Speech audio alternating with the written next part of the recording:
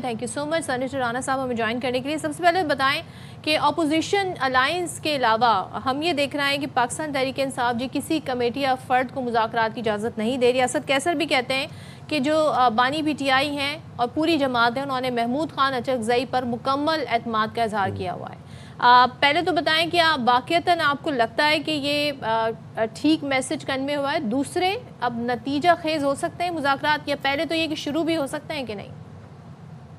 دیکھیں، عمران خان صاحب یا پی ٹی آئی جو ہے وہ مذاکرات کے لیے نہ تیار ہے اور نہ ہی وہ پولیٹیکل ڈائلاگ کے اوپر یقین رکھتے ہیں. اس سے پہلے بھی ان کا یہی رویہ رہا. اب محمود خان اچکزئی صاحب کی بات وہ اس لیے کرتے ہیں کہ اگر کوئی مذاکرات ہونے ہیں تو وہ کریں یا راجہ غلام عباس صاحب کریں. پی ٹی آئی کا کوئی فرد جو ہے وہ ان مذاکرات میں شامل نہ ہو. تو اس سے جو ہے وہ سمجھ تو یہ آتی ہے کہ عمران خان صاحب جو ہیں وہ بالکل پولیٹیکل ڈائلاگ پہ یقین نہیں رکھتے، اور یہ بات اس طرح سے بھی سامنے آ رہی ہے کہ ان کے جو اپنے بیانات آ رہے ہیں، جو ان کے اپنے میسیجز آ رہے ہیں، یا پارٹی کے جو عہدیداران ہیں، اس میں راجہ سلمان اکرم صاحب ہوں یا وقاص اکرم صاحب ہوں یا جو کے پی کے چیف منسٹر ہیں سہیل افریدی صاحب ہوں، ان کے بیانات سے پوری طرح یہ بات واضح ہوتی ہے کہ ان کا مذاکرات یا پولیٹیکل ڈائلاگ کے اوپر کوئی ان کا نہ کوئی فیصلہ ہے، نہ وہ اس طرف آنا چاہتے ہیں. اچھا رانا صاحب، خواجہ آصف کہتے ہیں کہ وزیر اعظم تو تواتر سے پی ٹی آئی کو مذاکرات کی دعوت دے رہے ہیں، اللہ کرے مثبت اور نتیجہ خیز مذاکرات ہو سکیں، لیکن وہ کہتے ہیں کہ پی ٹی آئی کے جو لیڈر کے سیاسی جو ڈی این اے ہے اس میں مذاکرات کی گنجائش نہیں ہے. کیا آپ کا بھی یہی موقف ہے؟ آپ کو لگتا ہے کہ واقعی ان کے سیاسی ڈی این اے میں کوئی مذاکرات کی گنجائش نہیں ہے؟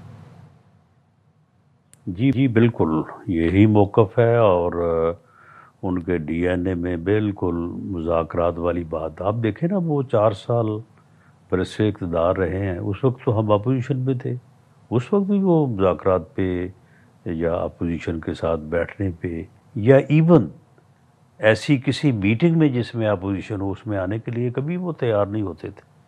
جب بریفنگز ہوئی ہیں آرمی کی طرف سے تو ان میٹنگ میں وہ نہیں آئے. پلوامہ کا جب واقعہ ہوا ہے تو پوری اپوزیشن وہاں پہ موجود تھی اور کافی دیر انتظار بھی کرتی رہی، لیکن وہ صرف اس بریفنگ میں اس لیے نہیں آئے کہ اگر میں جاؤں گا تو مجھے اپوزیشن کے ساتھ ہاتھ ملانا پڑے گا یا ان سے ملنا پڑے گا. تو ان کا یہ رویہ جو ہے وہ آج کی بات نہیں ہے، یہ شروع سے ایسا ہی ہے. بٹ اسٹل وزیر اعظم نے پھر بھی پیشکش کی ہے مذاکرات کی، اور ظاہر وزیر اعظم کے لیول سے یہ آفر کی گئی ہے.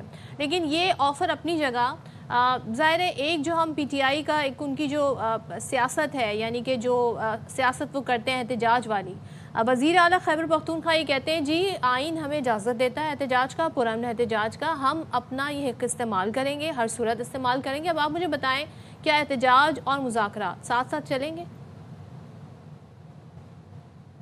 اس میں کوئی شک نہیں کہ آئین اور قانون جو ہے وہ پرامن احتجاج کا حق دیتا ہے، لیکن ان کا احتجاج آج تک کبھی پرامن نہیں ہوا. انہوں نے 25 مئی 2022 کو بھی اسلام آباد آ کے احتجاج کرنے کا پروگرام بنایا تھا. اس کے بعد 9 مئی کو بھی انہوں نے احتجاج کیا. اس کے بعد 26 نومبر 2024 کو بھی انہوں نے احتجاج کیا. ان کا احتجاج جو ہے وہ بالکل فتنہ، فساد، افراتفری، انارکی کے اوپر جو ہے وہ بیس ہوتا ہے. انہوں نے کبھی بھی پرامن احتجاج نہیں کیا جو ان کا پریویس ریکارڈ ہے. تو پرامن احتجاج کی اجازت ہے، اس قسم کے پرتشدد یا قانون کو ہاتھ لینے والے احتجاج کی قطعاً اجازت نہیں ہے. رانا صاحب، آپ کی موجودگی کا فائدہ اٹھاتے ہوئے ذرا یہ بھی بتا دیں کہ اب گورنر خیبر پختونخوا فیصل کریم کنڈی صاحب ہیں، وہ یہ کہتے ہیں کہ نئے صوبوں کے قیام کے لیے انہوں نے بیسیکلی کمیشن بنانے کا مطالبہ کر دیا، لیکن ساتھ میں یہ بھی کہتے ہیں کہ نئے صوبوں کے خلاف نہیں ہیں لیکن سیاسی تقسیم قبول نہیں ہوگی. تو اس بارے میں آپ کیا کہیں گے؟ دیکھیں، نئے صوبے جب بھی بننے ہیں تو وہ نیشنل کمیشن کے ذریعے ہی بنیں گے. اس کی وجہ یہ ہے کہ صوبے صرف ایک ریزولوشن اسمبلیوں سے پاس ہونے یا جو ہے وہ ایک جو ہے وہ فیصلہ کرنے سے جو ہے وہ نہیں بن جاتے. صوبوں کے بننے سے پہلے نہ صرف باؤنڈریز کا جو ہے وہ تعین کیا جاتا ہے بلکہ اس کے علاوہ بے شمار ایشوز ہیں.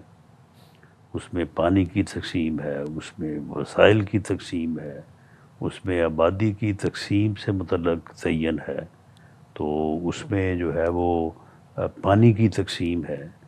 تو یہ کوئی اتنا معمولی کام نہیں ہے کہ جی کہا اور صوبے بن گئے. اس کے لیے نیشنل کمیشن ہی بنے گا.